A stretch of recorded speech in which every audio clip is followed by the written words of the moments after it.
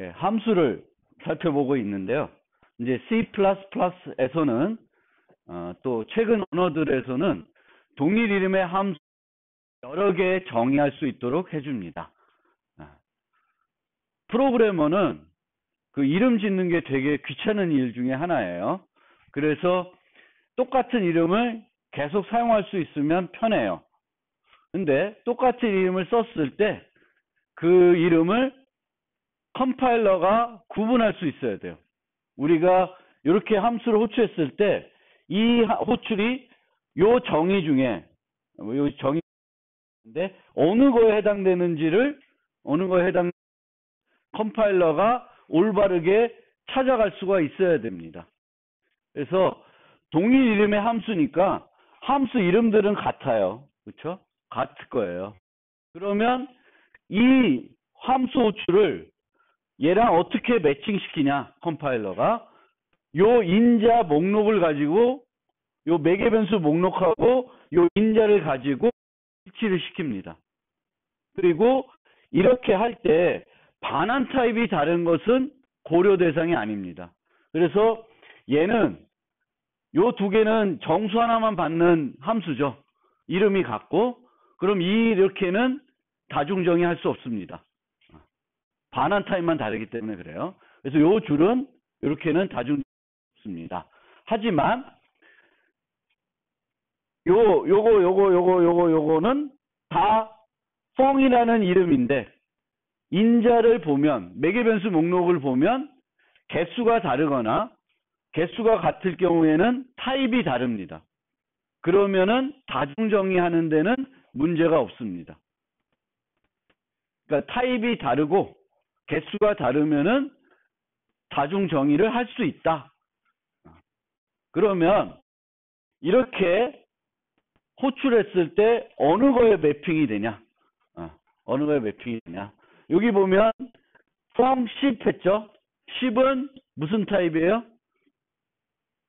무슨 타입? 인트 타입입니다. 10에는 뭐 어떤 붙은 게 없죠? 그러면 정수 중에선 기본 타입이 인트예요. 그러면 인트를 하나 받는 게 있어요? 있죠. 얘를 호출하게 됩니다. 그럼 얘는 10L이에요. 10L. L이라고 되어 있는 거는 무슨 10이 뭐가 되는 거예요? 롱 타입이 됩니다. 그럼 어느 거? 요걸로 가요. 그 다음에 펑 1.55 그러면 1.5는 더블 5는 인트예요. 그러면은 요걸로 가겠죠. 10 2.5 그러면은 정수고 더블이니까 얘를 쓸 거예요. 그런데 요 경우에는 정수입니다. 인트가 있어요? 없죠. 없으면 얘를 다른 걸로 사용하려고 해봅니다. 근데 얘나 차이가 없어요. 얘로 갈 수도 있고 얘로 갈 수도 있습니다. 그렇죠? 얘가 더 좋은지는 컴파일러가 판단할 수 있어요, 없어요? 판단할 수가 없게 됩니다. 판단할 수가 없게 되면 얘는 오류가 나와요. 문법 오류. 얘가 문법 오류가 아니라 이 호출이 문법 오류예요. 왜? 얘를 매핑할 수 있는, 모호하지 않게 매핑할 수 있는 함수가 정의되어 있지 않기 때문에 그래요. 이렇게 다중 정의하는 것 자체는 오케이. 이렇게 구분해서 쓸 수는 있어요. 그런데 이런 거를 호출하게 되면은 에러가 납니다. 마찬가지로 여기는 foo, float, double이 있습니다. 인자가 하나죠. 매개 변수가 하나예요. 근데 타입이 달라. 그러면 다중정의 가능해요. 문제 없습니다. 근데 여기서는 뭘 불렀어요? for 1이라고 불렀습니다. 1. 1이면 정수죠. 정수니까 int는 없어요. 둘 다 돼. 플로트에도 넣어도 되고 더블로 넣어도 돼도 차이가 없어요. 그래서 요거는 에러 납니다. 혹시 자바 듣는 사람은 요 개념이 좀 달라요. 자바에서는 요로 가요. 요 경우엔. 근데 C++에서는 요 경우는 에러가 난다. 요 경우는 에러가 나요.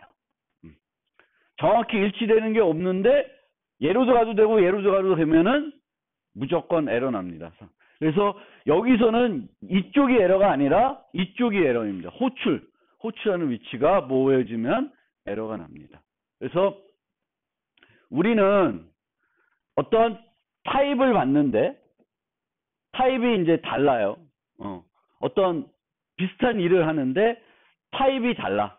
타입이 다른 것들을 여러 개 처리해야 돼요. 그러면은 우리는 다중 정의를 할 수 있어요. 함수를 똑같은 이름 함수를 여러 개 정의할 수 있습니다. 근데 만약에 얘가 int든 long이든 간에 안에 들어가는 알고리즘까지 같다. 그러면은 다중 정의하지 않습니다. 뭘 할까요?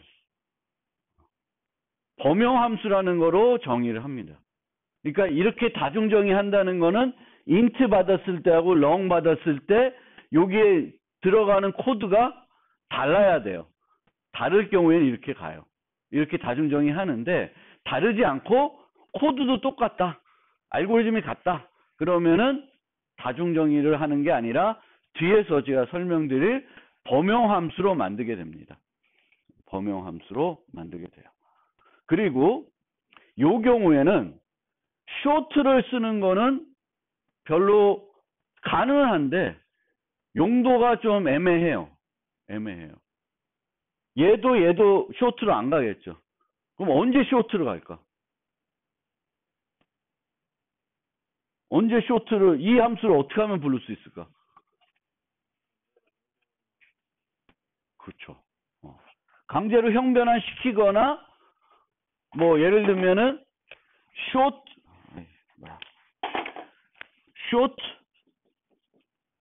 i는 1 뭐 이렇게 했을 때 from i 하면은 얘는 어디로 가요? short로 가겠죠. 그렇죠? 뭐 아까 얘기한 것처럼 저기에 있는 뭐 int n인데 n이 10인데 뭐 옛날 방식으로 쓰면 이렇게 아니라 short 뭐 이렇게 할 리는 없겠지만 이렇게 하면 또 short는 가긴 할 수 있겠죠. 근데 뭐 가능한데 굳이 이렇게 하기는 그래요. 얘네들은 가능합니다. 얘네들은 구분할 수가 있어요. 우리가 foo 2.5 f 하면 어디로 가요? 플로트로 가죠. 근데 foo 2.5 하면 어디로 가? 더블로 가요. 그래서 그렇게 생각하시면 되고 다중정의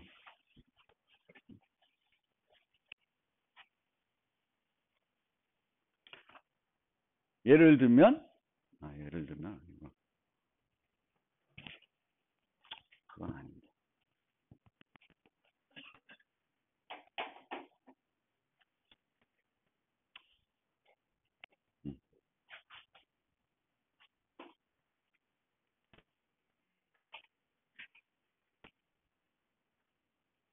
네, 그 설명 다 드린 거예요. 그 다음에 인자를 전달하는 방식. 이게 요거를 좀 잘 이해해 주실 필요가 있습니다. 인자 전달하는 방식. C는 두 종류가 존재를 해요. C에서는 인자를 전달하는 방식이 두 종류. 하나는 값 전달 방식. 값 전달 방식이 있고 값 전달 방식은 여기에 있는 변수를 여기로 전달을 할 때 변수 자체가 가는 게 아니라 변수에 있는 값을 매개 변수로 복사해 주는 거예요. 그래서 매개 변수를 갖고 조작을 하더라도 얘한테는 영향을 안 줘요. 값 전달 방식. 그래서 우리는 인자를 전달할 때는 기본적으로 값 전달 방식으로 전달하려고 노력을 해야 돼요. 그렇게 해야지만 어떤 함수의 데이터는 그 함수만 수정할 수 있도록 만들 수가 있습니다. 그러니까 내가 void f 해가지고 여기에 int n이 있으면 이 n은 누구 변수예요? 이 함수의 변수입니다. 이 함수의 지역 변수. 그럼 n을 수정할 수 있는 것은 원칙적으로 이 함수만 수정할 수 있어야 돼요. 이 함수 내에서만. 근데 만약에 이런 식으로 n을 보내면 g 함수에서도 n을 수정할 수 있게 되죠. 그렇죠? 이거는 별로 좋은 건 아니에요. 필요 없으면, 꼭 그렇게 할 필요가 없으면 이렇게 하면 안 좋아요. 왜? 이 n의 변화를 보려면은 이 함수만 보면 안 되고 또 뭘 봐야 돼? g까지 봐야지만 이해할 수가 있어요. 그래서 우리가 함수를 디버깅할 때 그냥 이 함수만 보면 변수들이 어떻게 변하는지를 볼 수 있어야 되고, 그걸 볼 수 있으면은 문제점을 찾기가 쉬워집니다. 근데 이 변수들이 막 주소로 딴 데 막 왔다 갔다 하면은 얘만 갖고는 디버깅이 안 되죠.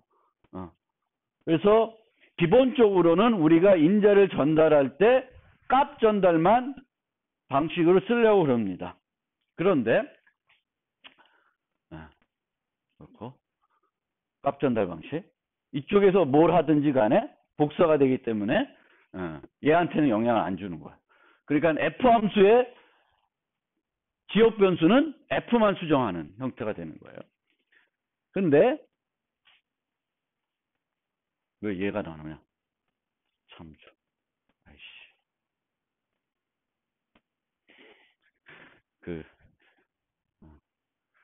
참조에 의한, 그러니까 이게 노트가 좀 그렇네. 원래는 이제 C에는 값 전달이 있고 그 다음에 주소 전달이 있어요. 두 개가 있습니다. C 언어에는 우리가 인자를 전달하는 방식은 값을 전달하는 방식, 주소를 전달하는 방식, C에서는 두 가지가 있었어요. C++은 이 두 가지가 다시 따라오겠죠. C를 확장한 거니까. 그리고 여기에 추가적으로 참조에 의한 전달이 있습니다. 그래서 세 종류가 있어요. 참조 전달. 그래서 C++은 인자를 전달하는 방식이 몇 가지? 세 가지가 있습니다. 그럼 참조에 의한 전달은 추상적으로는 어떻게 생각하시면 되냐면은 변수 자체가 넘겨가는 거예요. 변수 자체가. 그러면 이 변수를 수정하면은 나중에 끝나고 나면은 여기서 했던 결과들이 다 영향을 주는 거예요. 그게 참조 전달 방식이고요. 주소에 의한 전달 방식은 전달을 하는데 주소를 줘서 여기서 원격에서 얘를 수정할 수 있게 해주는 거예요. 그래서 수정을 할 수 있게 하십니다. 그러니까 둘 다 자기 데이터가 아닌데, 자기 함수 거가 아닌데 다른 함수 거의 데이터를 수정할 수 있게 해주는 그런 능력을 가지게 되는 거죠. 이 두 방식을 쓰면. 그러면은 요 두 개만 갖고 다 되죠. 우리가 원하는 것. 두 개만 있으면 다 할 수 있어요. 근데 C++은 얘를 하나 추가를 했어요. 얘를 하나. 그럼 왜 추가했을까? 그거를 잘 생각을 해보실 필요가 있습니다. 왜 추가했을까? 그러면 우리는 데이터를 전달할 때 이 세 중에 어떤 방식을 쓸까? 이거를 이제 고민을 해야 되겠죠. 그래서 코드로 살펴보면 얘가 무슨 방식이에요? 전달이 값 전달입니다. call by value. 그래서 얘는 뭐 0이 b로 복사가 되고 b를 1로 바꿔봤자 얘는 영향을 안 줘요. 그렇고 얘가 call by pointer예요. 주소에 의한 전달 방식. call by pointer. 그래서 얘는 메인에 요 주소가 여기로 옮겨가요. 값이 가는 게 아니라. 그럼 얘를 이용해서 조작을 할 수 있습니다. 자기 게 아닌데 F에서 메인 거를 조작할 수 있습니다. 그리고 요게 이제 참조에 의한 전달 방식인데 비슷하게 개념적으로는 주소를 갖고 있다고 해서 이렇게 똑같이 바꿀 수 있습니다. 그래서 얘나 효과는 비슷하게 할 수 있어요. 근데 문법적으로 보면 얘는 전달할 때 주소를 준다고 명확하게 해줘야 돼요. 연산자를 주소 연산자 쓰잖아요. 그리고 받을 때도 어떻게 받아요? 포인터 변수로 받습니다. 그리고 이 포인터 변수에 있는 값을 접근할 때는 dereference 별표를 이용해서 또 접근을 해요. 그러니까 얘하고 얘를 코드를 보면은 얘는 값 전달이고 얘는 주소 전달이라는 게 명확하게 구분이 됩니다. 근데 얘를 보면 얘하고 얘를 비교해 보세요. 요쪽은 변화가 없죠. 그럼 요것만 보면은 이게 값 전달인지 참조 전달인지 구분돼요, 안 돼요? 구분이 안 돼요. 그리고 이 F의 안에서 쓸 때도 B equal 1 이렇게 하는 게 두 개가 차이가 없어요. 그럼 어디서만 차이 나냐? 요 매개 변수를 선언할 때 참조 변수로 이렇게 선언하는 요 차이만 있어요. 그러니까 이게 장점이자 단점입니다. 장점은 번거로운 거예요. 이렇게 하는 게. 이 C++ 만든 사람은 이렇게 하는 게 번거로운 거예요. 주소 붙이고 별표 붙여서 데이터를 접근하는 게 번거로운 거예요. 그래서 얘를 하나 더 만든 거예요. 근데 얘를 하나 더 만드니까 우리는 편하게 코딩을 할 수 있는데 이렇게 코딩해 놓으면은 얘하고 얘가 코드상에는 잘 구분이 안 될 수 있다라는 단점은 있어요. 그래서 이쪽으로 되고 이렇게 됩니다. 그래서 어쨌든 우리는 기본적으로는 값 전달로 데이터, 값들을 다른 함수에 줘야 되는 게 원칙이고요. 근데 불가피하게 이제는 주소나 참조 전달로 인자를 전달해야 됩니다. 그럼 언제 하냐? 언제 하냐? 언제 하냐? 언제? 첫 번째로 C 때를 생각해 보면 주소 전달로만 할 수 있는 게 뭐예요? C 때 보면 주소 전달로만 할 수 있는 거.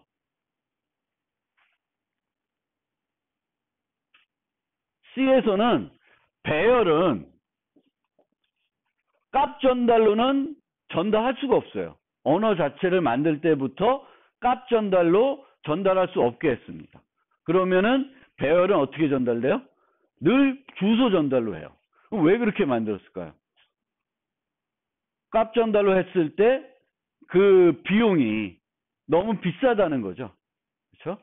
그러니까 값 전달로 한다는 거는 여기에 int n 1000이 있고 뭐 f에 여기서 여기 쥐고 뭐 이렇게 되고 그럼 f에 n 하면은 f는 int n 1000 하면은 이게 값 전달로 된다는 거는 정수 1000개가 복사되는 거죠. 함수 호출할 때. 이거는 못할 짓이지. 그래서 얘는 그렇게 하면 안 돼. 그래서 주소로만 전달이 됩니다. 그러니까 뭐예요? 값 전달로 하고 싶은데도 뭐 때문에 주소 전달을 해요? 효율성을 높이기 위해서 주소 전달을 합니다. 첫 번째로 효율성을 높이기 위해서. 그리고 두 번째로는 이 주소 전달이 뭘 할 수 있어요? 내 거가 아닌데 수정할 수 있어요. 내 거가 아닌데 수정할 수 있다. 그런 것이 이제 필요할 때도 있긴 있습니다. 그러니까 예를 들면 우리가 C에서 많이 쓰는 함수 중에 하나가 수업이에요. int a, int b 해서 뭐 이렇게 수업. 그러면 우리가 뭐 void f에서 여기 int xy 뭐 이렇게 있고 수업 xy 이렇게 코딩을 할 수 있죠. 그러면 x와 y의 현재 값들이 서로 바뀌게 되죠. 바뀌게 되는데 이거 call by reference니까 별로 마음에 안 들어. 그래서 여기다가 내가 뭐 이런 식으로 뭐야? 그렇지? y의 템. 뭐 이런 식으로 세 줄이면 코딩이 되죠. 수업 안 부르고도. 근데 이렇게 하는 일들이 곳곳에 많아.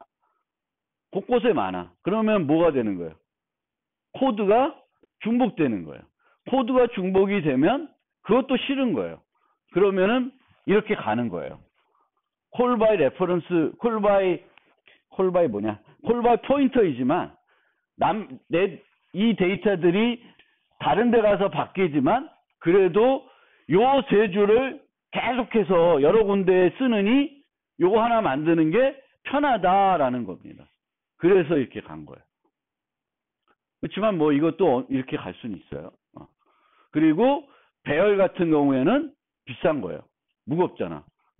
그리고 배열 말고도 또 뭐가 있어요? 무거울 수 있는 게. 구조체들이 있죠. 스트럭처. 이 스트럭처도 여기에 데이터들이 많을 수 있어요. 그런데 이 스트럭처는 콜 바이 밸류로 전달할 수가 있습니다. 콜 바이 밸류로. 그게 있나? 잠깐만.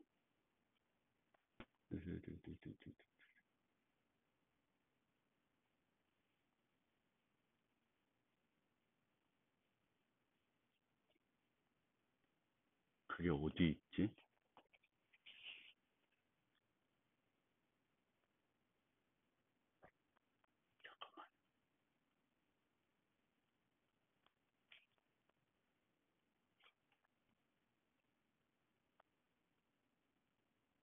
에이,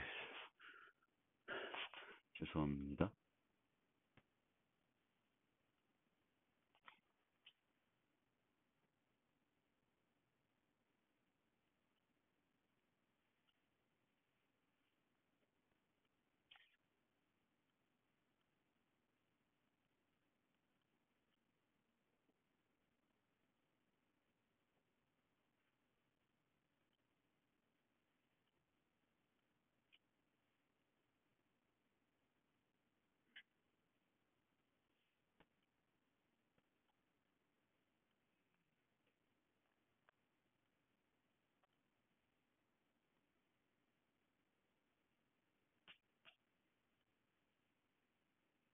왜 워크스페이스가 안 되지?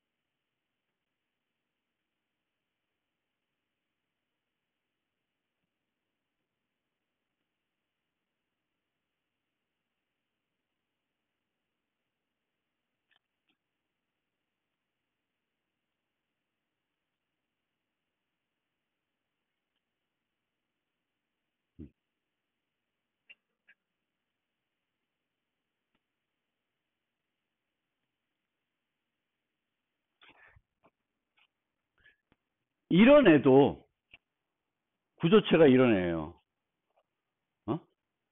구조체를 만약 이렇게 만들었어요. 그러면 얘는 정수 1000개랑 사이즈를 하나 갖고 있죠. 근데 얘를 스트럭처를 어떻게 전달할 수 있냐면은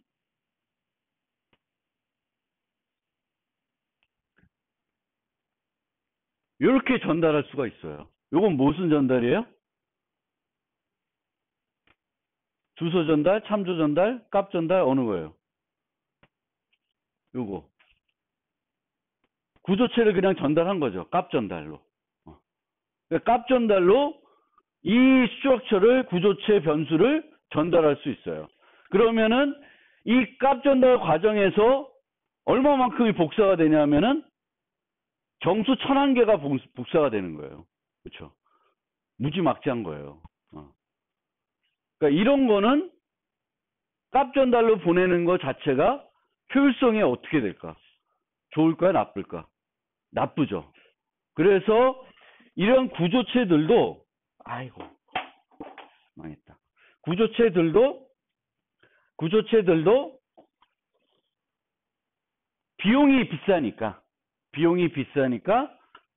주소 전달 또 이제 C++에서는 참조 전달로 보내게 됩니다. 그리고 내가 그냥 효율성 때문에 주소로 전달하는 거다. 그러면은 뭘 할 수 있어요? 강건성을 높이기 위해서. 앞에다가 컨스트를 붙일 수 있습니다. 참조도 그렇고 포인터도 그렇고 컨스트를 붙일 수 있어요. 그러니까 이런 애는 편하게는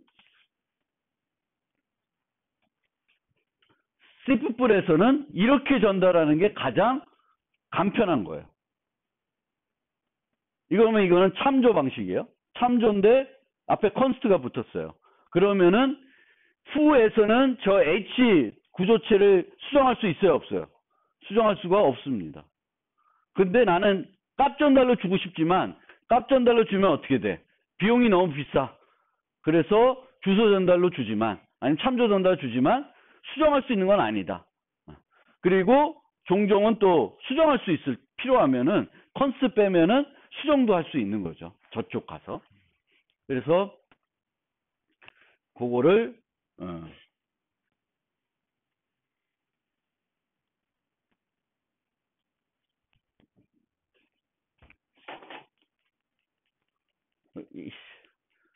그렇게 생각하시면 됩니다.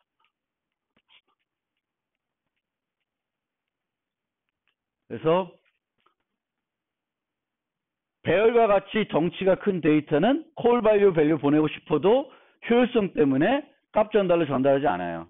C에서는 콜 바이 포인터 방식으로만 전달할 수가 있습니다. 그리고 이 콜 바이 포인터로 전달된 데이터를 수정하지 못하도록 컨스트 키워드를 활용할 필요가 있습니다. 수정할 필요는 없는데 효율성 때문에 전달한다. 주소 전달로. 그러면은 컨스트를 반드시 써줘야 돼요. 구조체도 배열만큼 아니지만 덩치가 클 수 있습니다. 아까 보면 무지 크죠? 그런 애들도 있습니다. 얘들도 콜바이 포인터로 전달할 수가 있습니다. 그런데 C++는 C를 객체 지향을 지원하도록 확장한 언어예요. 그러니까 C++에서는 객체를 가지고 많이 프로그램을 할 거고, 그러면 이 객체들을 어떻게 해요? 전달해야 되겠죠. 다른 함수의 인자로 객체들을 전달을 많이 해야 됩니다. 그러면 이 객체는 구조체와 같은 거라서 무거울 수가 있어요. 그럼 이 무거우면 얘는 뭘로 전달해야 돼요? 콜 바이 포인터로 원래 전달을 해야 됩니다. 근데 콜 바이 포인터로 전달하면은 문법이 간결하지가 못해요. 점 연산자를 못 쓰고 뭘 써야 돼? 이거 써야 되잖아요. 화살표 이거. 그래서 C++을 만든 사람은 좀 더 편하게 객체들을 인자로 효과적으로 효율적으로 전달할 수 있게끔 뭘 만들었다? 콜 바이 레퍼런스라는 거를 C++에 추가했다라고 이해하시면 좋겠습니다. 요 두 개만 가지고도 다 되는데 얘를 하나 더 늘렸어요. 그러면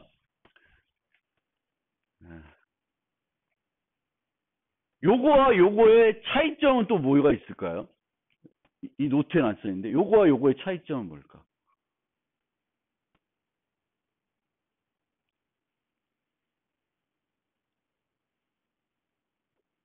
차이점은 뭘까? 지금 B는 포인터예요. 포인터라는 거는 주소를 유지하는 변수예요. 주소를 유지하는 변수. 그러니까 유지하고 있는 주소 값을 바꿀 수 있어요, 없어요? 바꿀 수 있죠. 이 B는 다른 거를 가리키도록 바꿀 수는 있어요. 근데 참조 변수는 한번 참조한 것을 바꿀 수가 없습니다. 참조 변수는 바꿀 수가 없습니다. 포인터 연산 같은 것도 안 되고. 그래서 요 차이, 그 차이가 있다.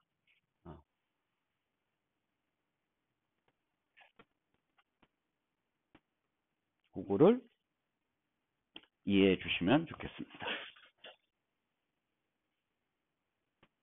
얘와 얘의 차이점. 그리고 둘 다 앞에 컨스트를 붙일 수 있어요.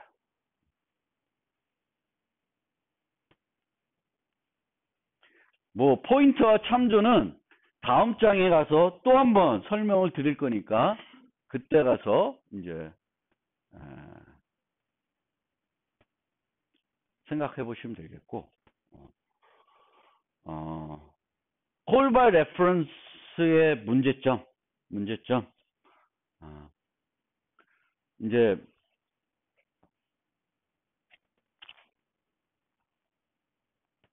우리가 어떤 함수를 만드는데 함수는 반환하는 값을 하나만 반환할 수가 있죠. 그렇죠? 하나의 값만 반환할 수가 있어요.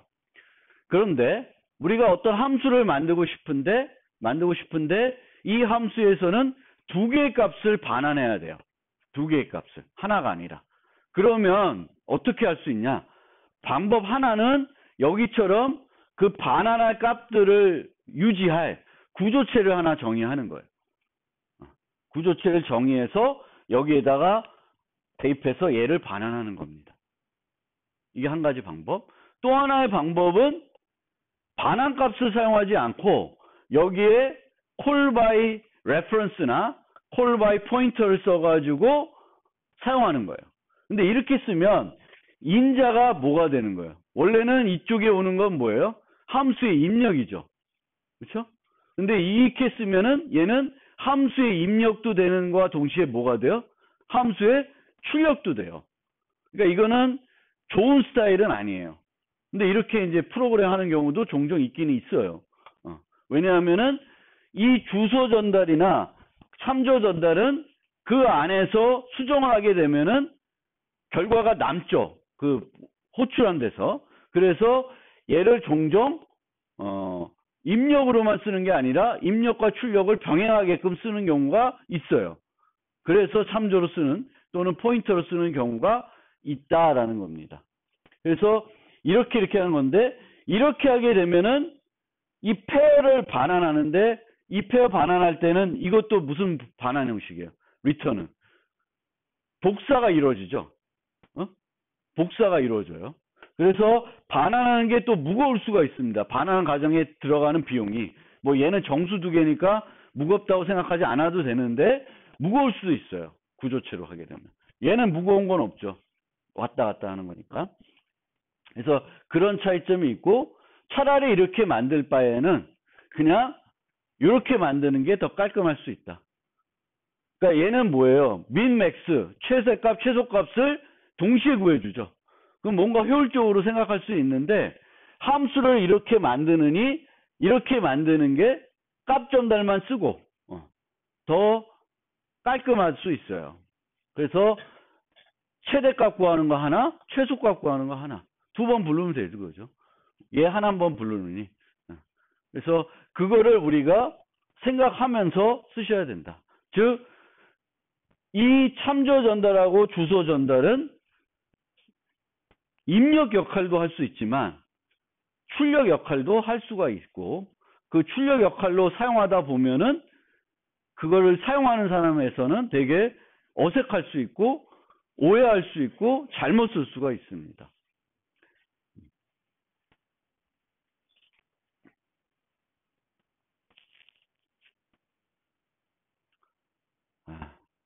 L밸류, R밸류가 나오는데 이제 이 여기서 설명드리려고 하는 거는 이제 최초 C뿔은 요 세 개가 존재했는데 이제 C뿔 11부터는 요게 두 개짜리가 존재합니다. 두 개짜리가.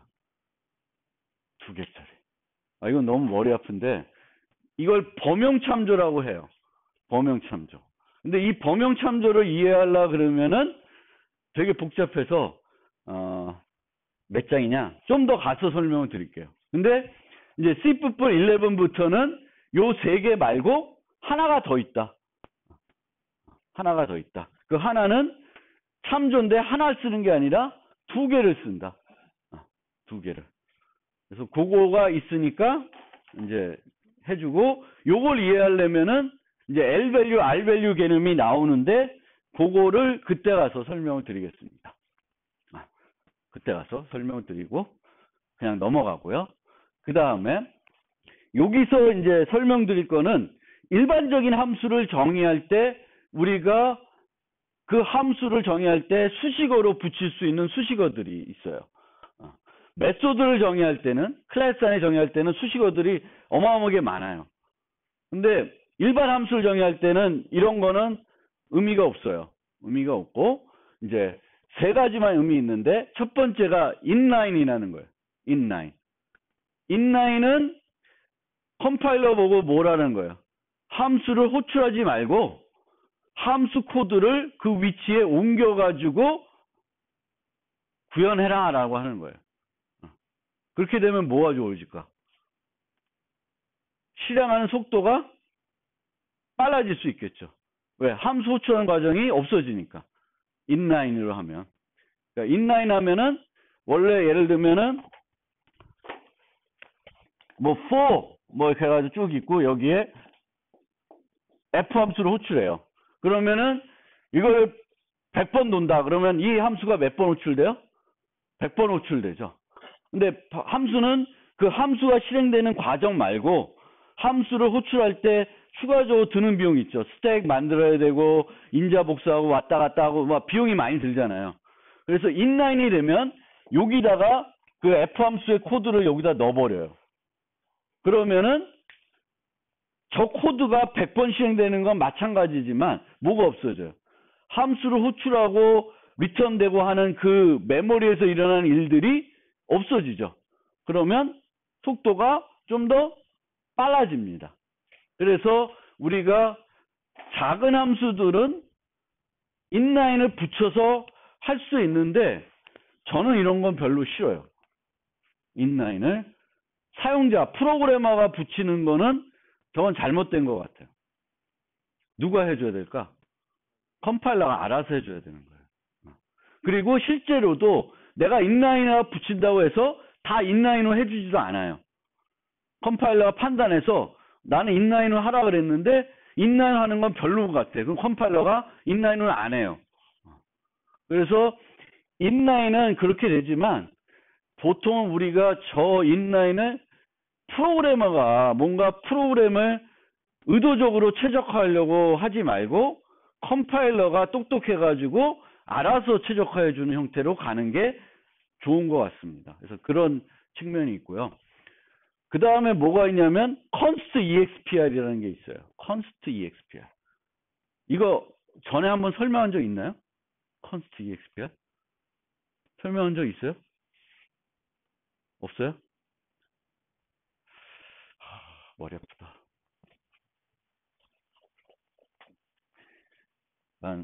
C++은 나쁜 애들이에요. 나쁜 애들. 고생시키는. 그래서 우리가 이제 C++11 전까지는 이런 식으로 변수를 상수화했어요. 변수를 상수화. const 붙여서 이렇게. 그러면은 그 이후로부터는 max는 수정이 안 돼요. 이거 안 돼. 어? 수정이 안 돼. 근데 C++11부터는 const 대신에 const expr이라고 하는 걸 쓸 수도 있어요. 요 측면에서 보면 별 차이는 없어요. 얘도 max를 나중에 수정할 수는 없어요. 고정이 되는 거예요. 11로. 그런데 얘는 뭐냐면은 컴파일 시간에 요 값이 결정된다라는 얘기예요. 그래서 함수에 const expr이라고 수식어를 붙여주면 얘는 필요하면은 언제 계산을 해요? 컴파일 시간에 계산을 해야 그러는 거예요. 그러면 요 int 값에 이렇게 썼어요. int 팩토리얼 10. 그러면은 원래는 팩토리얼 10이라는 값을 언제 계산을 해요? 실행 시간에 계산하는 거죠. 그렇죠? 일반적으로는. 근데 const expr 써놓고 요 함수가 const expr라고 수식어가 붙어 있으면 요걸 언제 해? 컴파일 시간에 한다는 거예요. 미친놈들이지. 어이가 없어요, 진짜. 이런 것까지 그 프로그래머가 생각해가지고 얘 const expr 붙이자. 그러니까 되게 최적화를 너무 오버해서 하는 것 같은 느낌이 들어요. 근데 어쨌든 있어요. 이 기능이 이제 C++11부터는 const expr 쓰는 거는 얘 값은 컴파일 시간에 계산할 수 있다라는 거예요. 그러면 계산할 수 있으면 언제 해요? 실행 시간에 하는 게 아니라 미리 해서 팩토리얼 값 10을 실행 시간에 계산하는 게 아니라 미리 컴파일 시간에 계산해가지고 여기로 바꿔버리는 거예요. 그러면 뭐 실행 시간에는 빨라지겠죠. 함수 호출도 일어나지 않고 요 계산하는 것도 없어지고. 그래서 const expr이라고 하는 거는 값을 고정시킨다 의미도 있지만 계산을 언제 해라? 컴파일 시간에 해라. 그리고 컴파일 시간에 할 수 있는 애들은 함수들은 이렇게 붙여줍니다. 뭐 여기서 내가 팩토리얼 x 했어요. 그럼 그건 계산 못하죠. x가 뭔지 모르니까. 근데 이렇게 상수로 호출하는 문장이 있으면은 이런 것들은 얘가 const expr니까 요걸 이용해 가지고 판단해서 얘를 컴파일 시간에 실행해 가지고 값을 계산한 다음에 요 위치에다가 대체를 해줍니다. 코드에. 마음에 안 드는. 네, 그렇습니다. 그래서 그런 게 요게 이제 cpp11부터 추가된 요소니까 알아두시고요. 혹시 필요하시면 쓰세요. 그 다음에 no except라는 게 있어요. 근데 얘는 수식어가 요거는 수식어가 앞에 붙었죠. 함수 앞에. inline도 여기다 붙여요. inline도 예제는 안 되는데 여기다 붙입니다. 근데 얘는 어디다 붙이냐면 요 사이에다 붙여요. 요 사이에다가. 요 매개 변수 목록과 요 몸체 사이에다 넣어요.